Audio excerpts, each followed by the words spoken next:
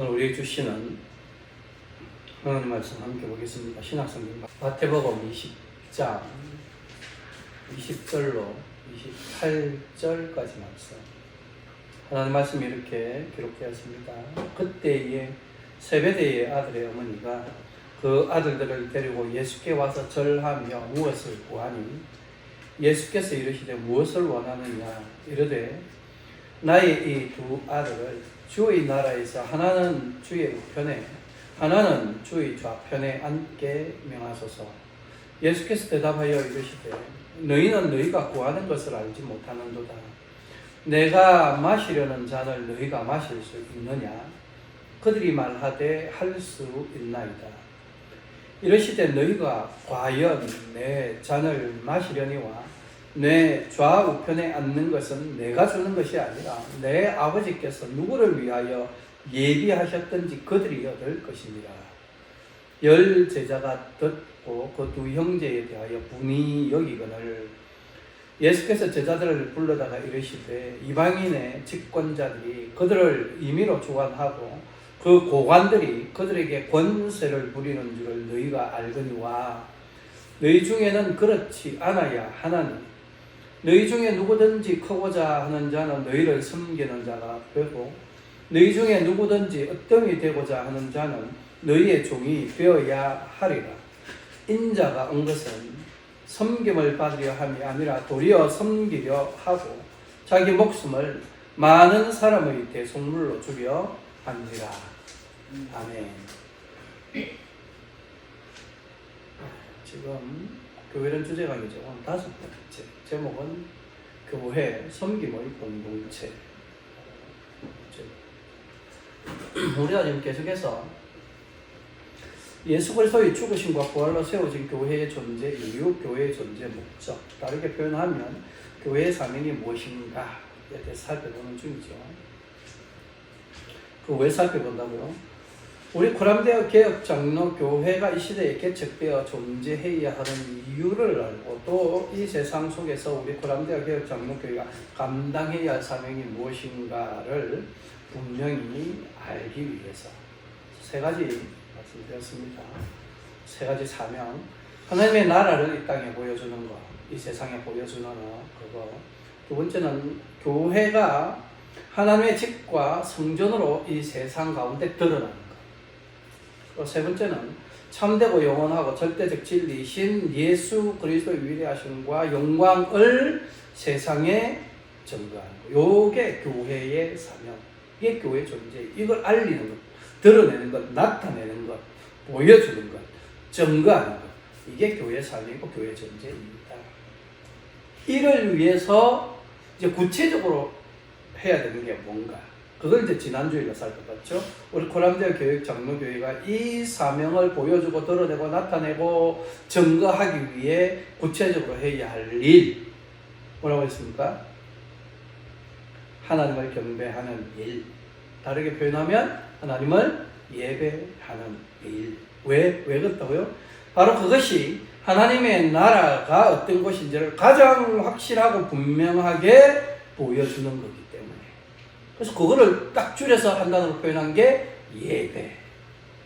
그래서 예배는 또 교회의 사명이다. 이렇게 지난주 말했습니다. 왜 예배가 교회의 사명이라고 했냐면 그 예배를 통해서 하나님은 통치하시는 분이시니 우리의 경배를 받아 마땅하다 하는 것이 이 예배를 통해서 세상 사람들 앞에 보여지는 거예요. 잘 기억하는데 예배는 그걸 나타내는 증거하는 거죠. 또 그 예배는 우리는 마땅히 하나님께 경배하면서 살아가는 존재들이다. 하나님 앞에 완전한 굴복과 순종으로 우리 자신을 드려야 하는 존재다. 우리가 그렇다. 라는 것을 이 예배를 통해서 세상 앞에 증거하는 거예요. 세 번째 뭐라고 했습니까? 우리의 경배를 받으시는 하나님이 존재하시고 하나님의 통치와 다스림을 받는 백성들이 존재하는 것. 이게 이 예배를 통해서 딱 나타남으로써 하나님 나라에 속한 자와 하나님 나라에 속하지 않은 자가 구별되어져 있다라는 사실이 이 예배를 통해서 세상에 선포돼. 주 예배하는 자는 하나님 나라 백성. 예배하지 않는 자, 하나님 나라 백성이 아니면 어느 나라 백성이 세상 나라 백성. 이게 이 예배를 통해서 딱 보여요. 그러므로 우리 고람대오 개혁장로교회는 하나님이 원하시는 참되고 온전한 예배 드려야 된다. 근데 그 참되고 온전한 예배는 율법과 전통에 따라 의무적으로, 습관적으로, 형식적으로 드리는 그런 것이 아니라 어떻게 드리는 거라고요? 성령과 진리 안에서 드리는 거. 이제 그거를 지난주 설교 후반부에 설명했죠. 진리 안에서 드리는 예배라는 것, 참되고 영원한 진리신 예수 그리스도 안에서 예수 그리스도를 통하여 예수 그리스도와 함께 드리는 예배, 그게 진리 안에서 하는 예배. 막 마음을 다하고, 물론 마음 다해야 되지만 뭐 어떻게 정성을 다 이런 의미 아닙니다. 정확하게 예수 그리스도 안에서 예수 그리스도와 함께 예수 그리스도를 통하여. 그런데 이것은 또 어떻게 해라는 거예요? 더욱더 구체적으로 나가면 이것은 결국 하나님이 명령하셨고 예수님이 새롭게 명령하신 하나님을 사랑하고 이웃을 사랑하는 우리 삶 전체를 예배로 올려야 돼요. 그래서 삶이 예배가 된다는 말이 바로 이거예요. 하나님 사랑, 이웃 사랑. 예배가 바로 이걸 나타내고 그것이 돼요. 내 진리 안에서 드리는 예배의 의미다. 성령 안에서 드리는 그 예배. 진리의 성령께서 가르치시고 인도하는 대로 성령이 하는 일이 그거죠. 진리로 이끈다 그러죠. 진리를 알게 하고. 그래서 그렇게 인도하시는 대로 그 진리이신 하나님의 아들, 그 참되고 영원하며 절대적 진리신 예수 그리스도를 믿는 일과 아는 일에 온전히 하나 돼요. 예배가 예수 그리스도를 아는 일과 믿는 일에 하나 되었음을 증거합니다. 그렇게 하나 되어 예수 그리스도의 장성한 분량이 충만한 데까지 이르는, 그걸 에베소서는 온전한 사람, 그렇게 온전한 사람, 이 온전한 사람을 지난주 요한복음에서는 참되게 예배하는 자, 그렇게 표현하잖아요. 참된 예배자. 그렇게 세상에 보여지고, 우리가 예배를 보면서 이렇게 보여줍니다. 우리 고람대오 개혁장로교회는 이렇게 성령과 진리 안에서 드리는 예배를 통해 하나님의 교회 된 그 사명은 크게 세 가지 이야기죠. 그걸 잘 감당해 가야 합니다. 이게 이제 지난주까지 왜. 그럼 이제 또 우리 고람대오 개혁장로교회가 그 하나님의 교회된 사명을 또 감당하기 위해서 또 구체적으로 해야 할 일. 지난주에 구체적으로 해야 될 게 첫 번째는 이제 예배라고. 또 다음으로 우리가 해야 될 일이 뭐냐. 그건 이제 오늘 계속 살펴볼 건데, 예수님은 오늘 본문 말씀을 통해서 교회가 어떻게 하나님의 나라를 세상에 보여주어야 하는지를 가르쳐줘요. 근데 이 내용은 딱 보니까 하나님 나라의 원리에 관한 내용. 자, 그러면 교회가 세상에 전거할 하나님 나라의 원리는 뭘까? 예수님이 전거하고 가르치는 그 하나님 나라의 원리, 이걸 쭉 많이 풀어서 이야기한 것들은 산상수훈. 나중에 내가 이 교회론 주제 강의가 끝나면 산상수훈에 대해서 살펴볼게요. 산상수훈 전체를. 하나님 나라 백성들이 이 땅에서 그 하나님 나라 백성이라는 것을 어떻게 드러내며 살아야 하는가. 산상수훈의 그 모든 내용들 살펴보게 될 건데, 우선은 지금은 우리가 교회된 사명을 세상에 전가하는 그 일을 위해 구체적으로 해야 한다. 첫 번째는 이제 예배였고, 두 번째 오늘 살펴보자. 그 하나님 나라의 모습 어떤 것일까? 그 하나님 나라의 원리 어떤 것일까? 이것을 한 단위로 딱 요약하면 섬김이라고 말할 수 있습니다. 다시 말해서 교회는 섬김을 통해서 세상에 하나님 나라의 원리가 어떠한지를 증거하죠. 세상의 원리와 하나님 나라의 원리가 다른데 세상은 지금 우리가 살아가고 있으니까 세상의 원리, 방식 이런 거 우리가 다 알는데 하나님 나라의 원리가 이 세상과 어떻게 다른가 하는 것을 명확하게 드러내주는 거, 그게 섬김입니다. 그래서 교회는 섬김을 통해서 하나님의 나라가 어떤 곳인가 하는 것도 드러내게 되는 것이죠. 그래서 우리가 교회 사명, 아까 처음에 말했던 그 하나님의 나라가 어떤 것인가를 보여주는 것, 그 세 가지 중에 하나잖아요. 그 하나님의 나라를 보여주는 게 사명이라고 하는데, 이 하나님 나라가 어떤 것인가, 하나님 나라의 원리가 어떤 것인가를 잘 보여주는 것이 섬김이라고 했으니까, 그러면 섬김도 우리는 교회의 사명이다 라고 말할 수 있어요. 그렇죠? 이해가 되죠?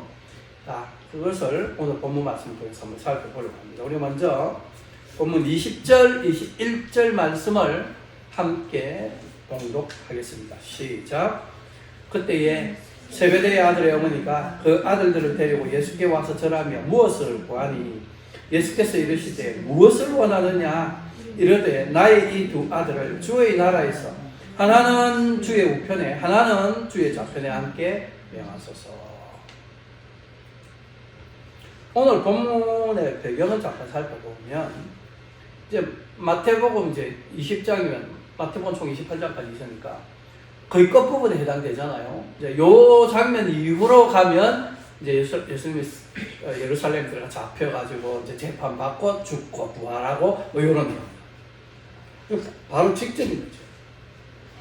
그러니까 거의 끝나가는, 그럼 예수님이 공적인 사역, 우리는 그 공생애라는 말로 표현을 합니다. 이 공적 사역, 복음을 전하는 사역, 예수님이 이제 33년간 이 땅에 계시다가 승천하셨는데 그 마지막 3년, 요 3년을 이 하나님께서 주신 그 사명을 감당하는 삶을 사시는 거예요. 이게 공적인 삶이잖아요. 그래서 공생애라고. 그 3년의 과정 중에 이제 마지막 끝부분에 해당되는 거죠. 이제 죽는 게 나은.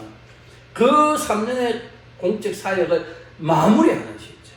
그 단계, 이제 마무리가 딱, 이제부터는 그 마지막 클라이막스 단계로 가는 거예요.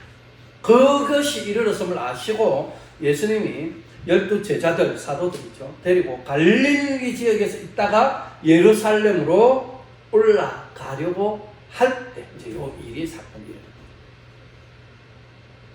그게 이제 17절에, 우리 오늘 20절부터 읽었는데 17절에 딱 그 내용이 나옵니다. 예수께서 예루살렘으로 올라가려 하실 때 12 제자를 데리고 길을 가시던 중에 요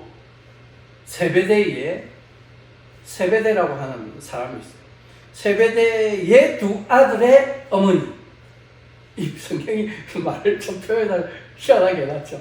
세베대라는 사람의 두 아들들의 어머니. 그럼 세베대의 와이프, 아내이죠. 다른 성경에 보면 이름도, 근데 그 사람, 그 이름이 이 사람이다라고 구절을 대조를 해보면 딱 그렇게 추측이 되는데, 정확하게 우리가 마태복음에서 그 이름을 언급을 안 하니까 좀 조심스럽긴 해요. 그러나 일반적으로는 살로메라고 그렇게 이해를 합니다. 마태복음 27장과 마가복음 15장의 내용들을 참조해보면 그렇게 이해할 수 있어요. 어쨌든 이 세베대의 아내가 자기의 두 아들 야고보와 요한을 데리고 예수님 앞에 왔습니다.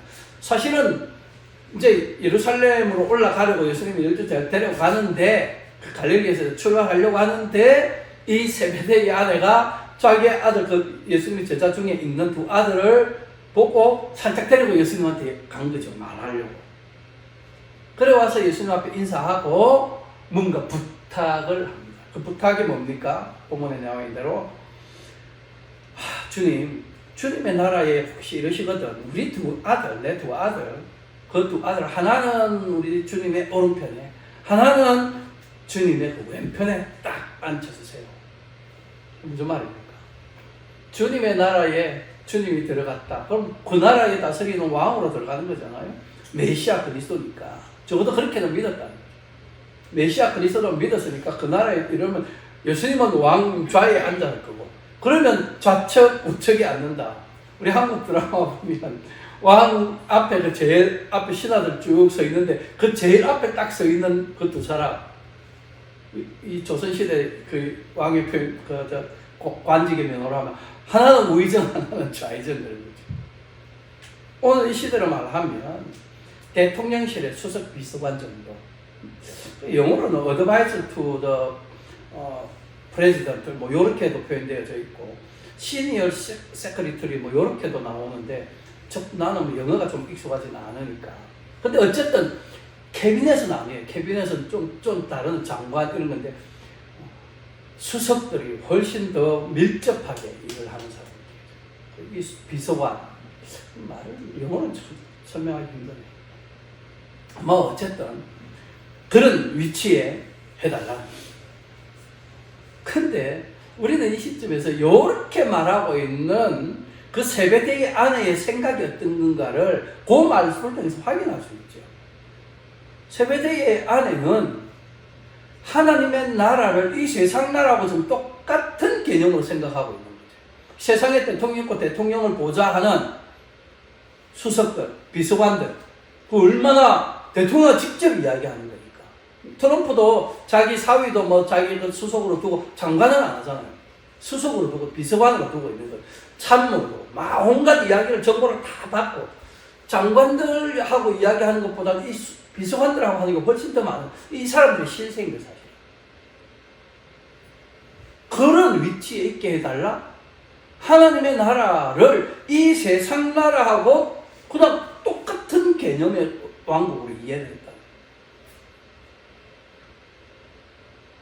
무슨 의미입니까? 이 세상에서 대통령하고 제일 가까운 데 위치에서 온갖 뭐를 한다. 세상에서의 권력, 권세 이런 걸. 이 세상 나라에서 높은 지위를 얻어 권세와 명예와 부를 누리는 것이 지금 모든 사람들에게서 다 보편적인 생각이에요. 그거와 똑같이 하나님의 나라, 그리스도의 왕국에서도 최고 높은 지위를 얻어서 권세와 명예와 부를 누리는 것을 지금 세배대의 그 아내는 자기 아들들이 그런 위치에 있게 되기를 원한다. 그렇게 좀 생각. 하나님의 나라를 그런 식으로 생각했다. 모든 부모들이 사실은 자기 자녀가 이 세상에서 막 명예를 얻고 높은 지위를 얻고 권세를 얻고 뭐 부를 누리는 거 다 사실은 소원하는데 그런 마음 이해되는 거예요. 우리 나도 뭐 자녀들이 그 세상에서 그렇게 됐으면 하는 마음이 없는가? 다 있어. 모든 부모들이 다 바라는 거예요. 본인들은 또 안 그러나 본인들도 그렇잖아요. 이 세상에 속해서 이 세상 속에서 살아가는 모든 사람들은 다 동일한 생각이에요. 당연한 일이야. 그런데 이런 생각은 하나님 나라를 아예 잘못 생각하고 완전한 오해, 착각. 하나님의 나라를 이 세상 나라와 동일시하는 똑같이 그런 착각과 오류. 예수님이 가르치고 전가한 하나님의 나라를 오해한 것은 물론이고 예수님의 가르침조차도 세속적이며 인간적인 가치 기준에 비춰서 받아들이고 이해한 것에 지나지 않는다. 나중에 산상수훈을 살펴보면 이게 더 명확하더라고요. 그 하나님 나라의 삶에 원래 하나님 나라의 백성의 모습이니까 이 땅의 백성이 이 세상에서 살아가는 사람은 얼마나 다른가가 그 산상수훈에 정확하게 나타나요. 그 지금 세배대의 아내는 그렇게 착각하고 하나님 나라를 오해하고 예수님이 지속적으로 가르쳤던 그런 내용조차도 오해하고 착각하고 그런데 이런 오해는 이런 착각은 세배대의 아내만 가지고 있었던 것은 아니라고 성경은 증거합니다. 그의 아들 아까 우리 언급됐던 12제자 중에 두 사람 이름이 뭐예요? 야고보와 요한. 야고보는 예수님 제자 중에 야고보라는 이름이 여기 얘도 있고 알페오의 아들 야고보도 있고 야고보가 두 개나 있어요. 예수님의 친동생 그 요셉과 마리아 사이에서 태어난 이제 예수님 맞이죠. 그 형제 중에도 야고보가 있어요. 야고보가 흔한 이름이에요. 근데 어쨌든 세베데이의 두 아들인 야고보와 요한도 하나님의 나라에 대해서 자기 엄마하고 똑같이 생각했다라는 것이 분명하다. 그게 마가복음 10장에 보면 요 똑같은 일 한번 넘겨보세요.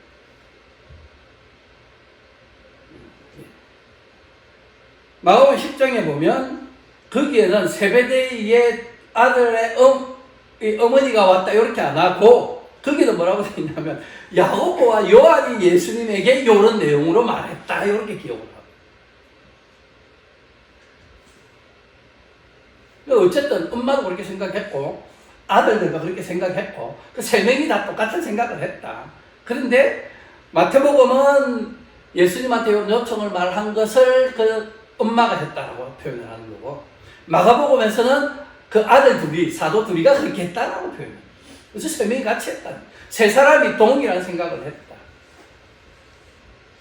이게 잘못된 생각이라는 것을 아세요. 분명히 우리 지금 말씀 통해서 확인하고 있죠. 그러니까 예수님은 이 여인과 그 두 아들의 생각이 틀렸다는 것을 아시고, 아신 정도 아니죠. 그냥 잘못된 생각이 그걸 바꿔줘야 돼요. 그래서 예수님이 하시는 질문의 내용, 이제 바꿔주기 위한 질문의 내용이 바로 이어지는 22절이죠. 22절 함께 보겠습니다. 시작. 예수께서 대답하여 이르시되 너희는 너희가 구하는 것을 알지 못하는도다. 내가 마시려는 잔을 너희가 마실 수 있느냐?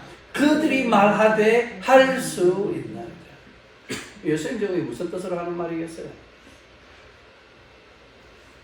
너희가 나와 함께 영광의 자리에 앉고 싶냐? 그러면 너희는 내가 마시려고 하는 잔도 함께 마셔야 된다. 요런 말을 하시는 거죠. 예수님의 오른편, 예수님의 왼편 자리에 앉기 위해서는 뭘 해야 된다는 거예요? 지금 예수님이 말하는 이 잔을 함께 마신다는 게 의미가 뭐예요? 지금 이제 이게 예수님 사역의 마지막 부분이고, 이게 지금 어디로 간다고 그랬어요? 예루살렘으로. 예루살렘에 가면 어떤 일이 생깁니까? 이제는 고소당하고 재판받고, 재판받아서 잡혀가지고 어디에 가는 거예요? 막 이제 채찍질 당하고 십자가 지고 골고다 올라가 죽는 거예요. 그 십자가에 달려서 예수님이 포도주에 적신 해용을 통해서 포도주를 마시게 되는, 물론 마시지는 않지만 그런 일련의 사건들이 쭉 이어져. 지금 곧 닥칠 일은 다 고난당하고 죽는 거예요. 예수님은 지금 여기서 그 잔을 이야기한 건 바로 그걸 이야기하는 거죠. 그거 예수님 겟세마네에서 기도할 때 이 잔을 할 수 있으면 피하게 해달라고, 내가 안 받을 수 있게 해달라고 말하잖아요. 지금 그 잔이 요 같은 일. 그런데 그렇게 예수님 지금 이 말이죠. 내 오른편 배도 안고 싶다고. 그러면 너는 내가 당해야 될 그 고난, 죽음 이거 같이 당해야 되는데 그럴 수 있겠어? 라고 묻는데 대답이 뭐라고 그럽니까? 할 수 있습니다. 당연히 우리 그 잔을 함께 마실 수 있습니다. 이때 이 대답 속에 야고보와 요한이 나도 고난 당할 수 있겠습니다. 충분합니다. 나도 죽을 수 있습니다. 이런 뜻으로 말한 것일까요? 아닙니다. 그걸 모르는 거죠. 예수님은 지금 고난의 잔을 언급했는데 이들은 단지 영광의 잔으로 이해했다. 영광스러운 자리에 앉아서 영광스러운 포도주 잔을 들고 건배!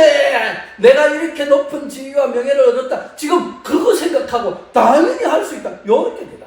얼마나 큰 착각을 하고. 예수님과 정반대. 야고보와 요한 이 두 사람도 자기 엄마와 마찬가지로 하나님의 나라를 이 세상에서의 나라와 같은 것으로 생각한 것이 분명하죠. 확 드러납니다. 이 세상의 가치 기준에 따라 하나님의 나라에서도 다른 사람에 비해 더 높은 지위, 더 큰 명예 이런 거 얻는 것은 지금 더 중요하게 생각. 포커스 자체가 아예 거기에만 가요. 그런데 잘 생각해 보세요. 만약에 모든 가치 기준이 그렇다면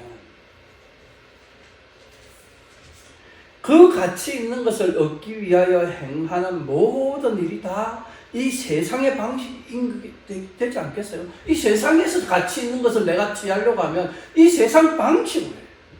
이 세상의 원리로만 모든 일을 행해요. 근데 그 결과가 뭐예요? 그 최종적인 결과가, 그 최종적인 목표가 뭐가 되는 거예요? 이 세상의 원리, 이 세상의 방식, 나의 유익을 위해서는 다른 누군가를 짓밟고 올라서는 것, 다른 누군가를 억압하고 압제하는 것, 그건 당연하요. 세상은 그런 방식이에요.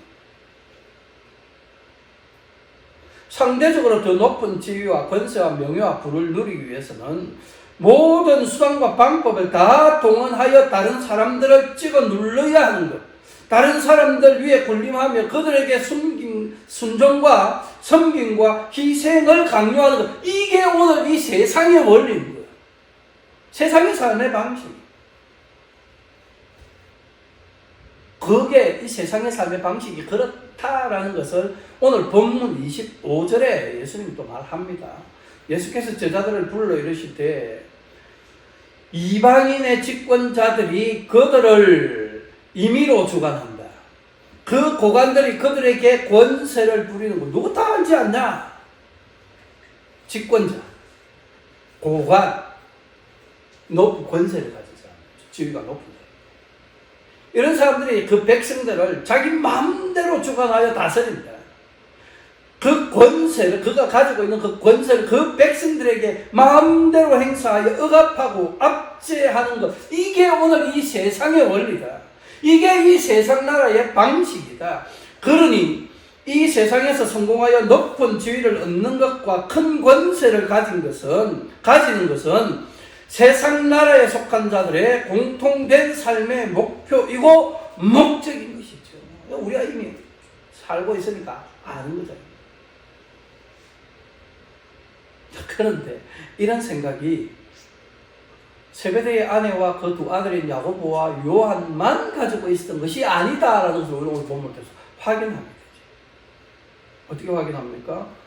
다른 사도도, 다른 제자들도 동일하게 이런 생각이 있었다. 그게 23절, 24절에 보세요. 함께 볼까요? 시작. 이르시되 너희가 과연 내 잔을 마시려니와 내 좌우편에 앉는 것은 내가 주는 것이 아니라 내 아버지께서 누구를 위하여 예비하셨던지 그들이 얻을 것이라. 10 제자가 듣고 그 두 형제에 대하여 분히 여기거늘.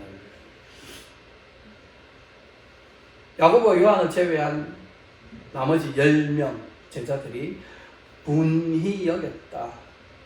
마가복음 10장은 요 지금 본문하고 똑같은 내용이 기록되어 있어요. 표현만 조금 다르고 같은 사건.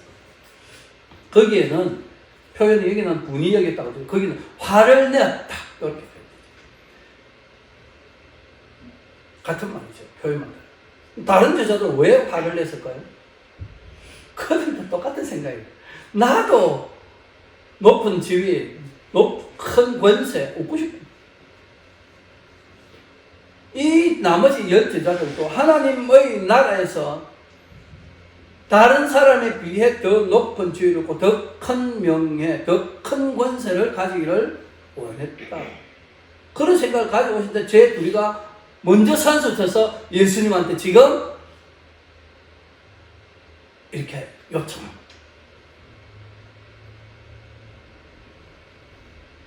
우리가 이것을 보면서 예수님을 따라가면 3년이나 좀 따라가면 이 제자들, 이들도 하나님의 나라를 이 세상의 나라와 별 다를 바 없는 것으로 생각했다라는 확인하게 되죠. 알 수 있죠.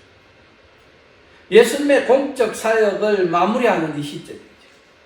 이 시점에 거의 3년이라는 기간 동안 예수님과 함께 다니면서 예수님의 말씀을 직접 듣고 예수님이 행하시는 모든 이적과 표적들, 그런 것들을 다 보고 그렇게 배웠음에도 불구하고 이 12 제자들은 여전히 하나님의 나라에 대해서 착각하고 예수님의 가르침 제대로 이해하지 못하고 있었다. 그들도 세상 집권자들처럼 다른 사람들 위해 군림하며 섬김을 받고 싶어 했다.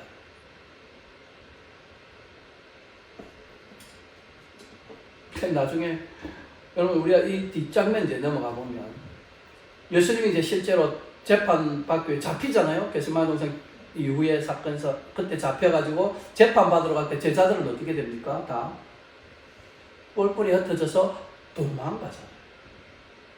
도망가다가 심지어 어떤 제자는 막 나는 모른다 하고 부인까지 하고 막 그러잖아요.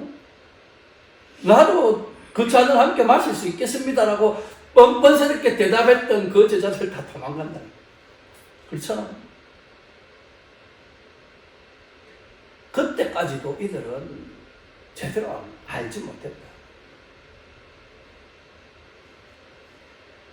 그래서 예수님은 이런 착각과 오해에 빠져 있는 제자들에게 하나님 나라의 원리는 이 세상 나라의 원리는 전혀 다르다, 반대다 라는 것을 가르쳤죠. 그게 한번 본문 26절, 27절 함께 보겠습니다. 시작.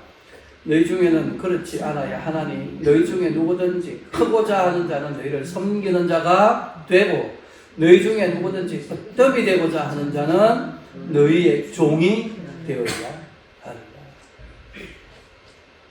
너희 중에는 그렇지 않아야 한다. 정확하게 말씀합니다. 왜 너희 중에는 그렇지 않아야 됩니까? 너희 안에 뭐가 벌써 임했어요? 뭐가? 하나님의 나라가 이미 임해서 그러면 너희는 다 하나님 나라에 속한 자들이야. 그러니 너희는 이 세상의 원리를 따라 살면 안 되는 거지요. 달라요. 너희 중에는 그렇지 않아야 된다.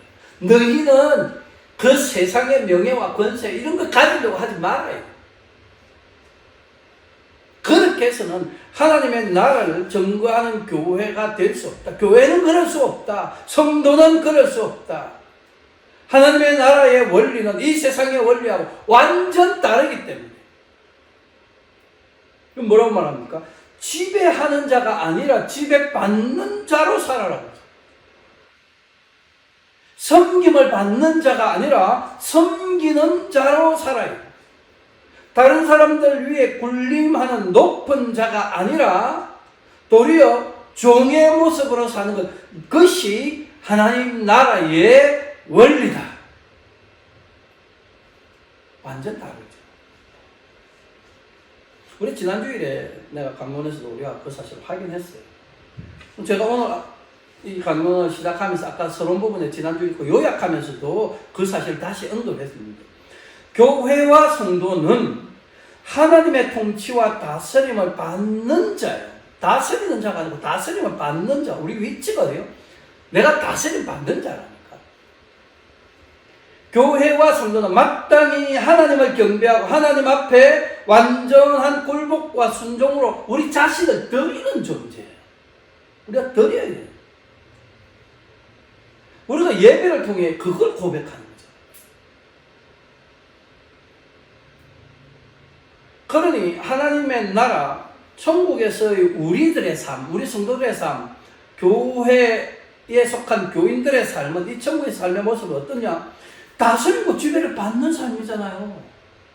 다스리는 게 아니고 다스림을 받는 존재, 지배를 받고 있는 존재. 하나님 앞에서 굴복과 순종을 드리는 삶, 그게 천국에서의 모습이에요.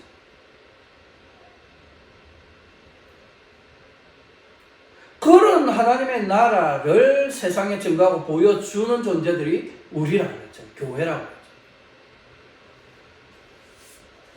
했죠. 이 말의 핵심이 뭡니까? 교회의 성도는 이 세상의 지위나 권세나 명예나 부를 가지고 다른 사람들 위해, 다른 교인들 위해 군림하며 내 힘을 과시하고 드러내는 거나 내 권세를 그런 건 안 된다. 교회는 그런 데가 아니다. 도리어 교회는 다른 사람들을, 다른 성도들을, 다른 교인들을 섬기는 종의 자세로 사는 그런 모습이 보여져야 된다.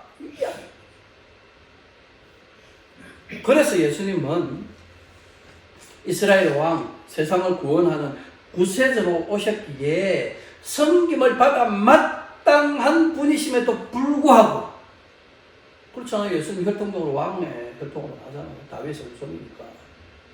그 시대에 나라가 좀 있기는 했지만, 로마의 지배하에 있긴 했지만, 어쨌든 독립하면 왕권이 다시 회복되면 예수님 왕족이니까. 존중받고, 존경받고, 사람들의 섬김받고, 환호받고, 그래야 되는 거. 예수님 막 권세를 행해도 되는 거지. 그런 분이 섬김이 마땅함에도 불구하고 예수님이 뭐라고 하냐? 아니다, 나는 많은 사람을 섬기려고 왔고 그 섬김을 위해 내 목숨까지도 대속물로 주려 왔다. 그 이야기를 오늘 보면 마지막에 하잖아요. 28절 함께 보겠습니다. 시작. 인자가 온 것은 섬김을 받으려 함이 아니라 도리어 섬기려 하고 자기 목숨을 많은 사람의 대속물로 주려 함이니라. 교회의 머리 되신 예수님이 이처럼 많은 사람을 위하여 자기의 목숨을 대속물로 드리면서까지 섬기는 삶을 사셨잖아요. 그러면 머리가 그렇게 살았으면 그 머리 밑에 붙어있는 몸도 당연히 그렇게 가야지. 아니 머리는 섬기는데 몸은 섬김을 받으려 그 말이 됩니까? 그거 안 되는 거잖아요. 이거는 불가능하지만 초자연적으로 막 된다. 그것도 안 되는 일이잖아. 이거는 머리가 그런데. 그러니까 그 몸에 지체된 교회가 섬기는 자의 모습으로 사는, 이건 너무 당연하고 마땅한 일이 됩니다. 머리와 몸이 각각 구별된 존재가 아닌 이상 머리가 사는 삶을 몸도 같이 살아야 할 수밖에 없는 거예요. 예수님은 예수님이니까 그럴 수 있었지, 우리는 이런 말도 안 되는 소리 하면 안 된다. 이걸 교인들이 그렇게 공공연하게 하고 다니고, 그건 그 사람이 교회의 본질을 모르는 거죠. 교회는 예수님의 몸이라는 거 아예 생각을 안 하는 거지. 자기 자신은 예수님께 붙어있는 지체라는 것 아예 부인하는 거잖아요. 그 예수님 안 믿는 사람이고, 그 사람은. 그런 사람들이 교회 안에서 내 믿음 좋고 내 성경 지식 많다고 그러고 다니고 있는 경우는 이 땅의 교회의 모습 아닙니까? 그럴 수 없어요. 머리가 섬기는 자면 몸도 섬기는 자이고, 머리가 자기 목숨을 내놓으면 몸도 자기 목숨을 내어놓는 것, 너무나 당연하고 마땅한 거예요. 그러니 교회는 예수 그리스도와 함께 다른 사람을 섬기며 살려는 그런 마음과 자세를 가진 자들의 공동체이기 때문에 이 공동체를 섬김의 공동체. 그래서 오늘 설교 제목이 섬김의 공동체. 교회 섬김의 공동체. 그러므로 교회 공동체는 섬김의 공동체가 되었어요. 하나님 나라의 원리가 이 세상 사람들에게, 이 세상에 잘 드러나게 해야 돼요. 하나님의 나라가 저런 나라구나. 하나님의 나라는 하나님이 왕으로 다스리는 나라니까 백성들 모두가 하나님 섬기고 백성들 모두가 서로를 섬기는 그런 나라구나 하는 고백이, 그게 세상 사람들이 우리 교회를 보고서 말할 수 있게 돼요. 그렇게 우리가 서로 섬기는 자의 모습으로 살 때 하나님의 나라가 이런 곳이구나 하고 탁 증거되고 보여지는 거, 그게 교회의 사명이잖아요. 교회의 사명 첫 번째로 이야기했던 하나님의 나라가 이런 곳이다 보여지는 거. 그러니까 섬김은 교회의 사명.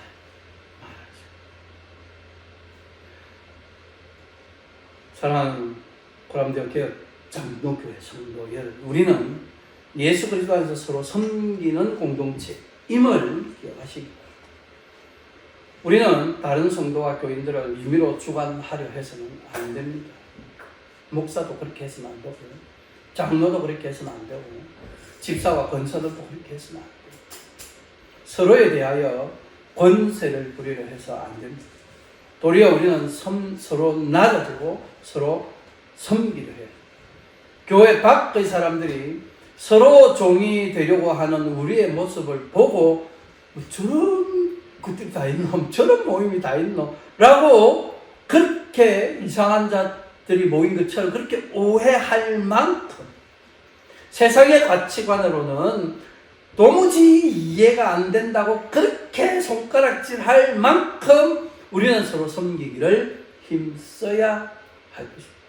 그리할 때 우리는 섬김을 받으려 함이 아니라 도리어 섬기려 하고 자기 목숨을 많은 사람의 대속물로 주려 하신 예수 그리스도를 세상에 드러낼 수 있을 것이기 때문에 그리할 때 우리는 하나님의 나라가 어떤 곳인지를 이 세상에 보여줄 수 있기 때문에 이런 섬김의 공동체가 되어 온 세상을 다스리고 통치하시는 하나님의 이름에 영광 돌려 저와 여러분들이 되시기를 주님의 이름으로 축원합니다.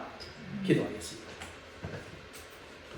우리를 사랑하사 독생자도 아낌없이 내어주시고 십자가에 피 흘려 죽게 하시며 우리를 구원하신 하나님 아버지께 모든 감사와 찬송과 영광을 올려드립니다. 원하옵기는 우리를 예수 그리스도의 몸된 교회로 부르시고 세우셨으니 늘 성령으로 충만하게 하사 성령의 가르침과 인도를 따라 길이요 진리요 생명이신 예수 그리스도를 믿는 일과 아는 일에 살아가게 하시고 그런 우리 안에 예수님처럼 섬기는 자라 살고자 하는 믿음을 일으키사 우리 교회가 섬김의 공동체로 세상에 드러나게 하시어 섬김을 받으려 함이 아니라 도리어 섬기려 하고 자기 목숨을 많은 사람의 대속물로 내어주신 예수 그리스도가 증거되게 하시고 또한 우리의 교회된 모습과 천국 백성된 삶을 통해 하나님 나라의 원리, 곧 하나님이 다스리고 통치하는 나라에서는 백성들이 하나님을 섬기고 서로 섬기며 사는 것이 당연함을 드러내어 교회가 세상과는 다른 원리로 살아가는 존재임이 증거되게 하옵소서.